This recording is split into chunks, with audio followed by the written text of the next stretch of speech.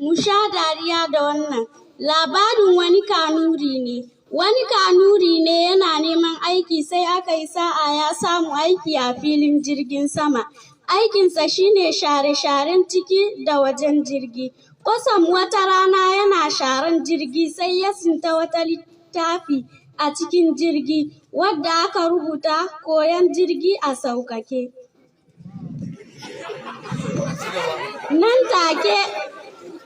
Nan take ya wuce wajen da direba yake zama, sai ya ga wasu madannai da yawa a wuri ɗaya.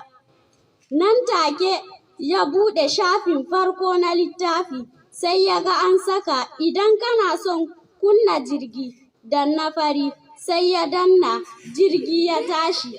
Ya buɗe shafi na biyu, ya ga an saka idan kana son kulle ƙofofin jirgi, danna kore, sai ya danna, ƙofofi suka rufe. Ya buɗe shafi na gaba, ya ga an saka idan kana son jirgi ya fara tafiya, danna shuɗi. Haka ya yi ta yi har lokacin da ya tsinta kansa a sararin samaniya ya keta hazo.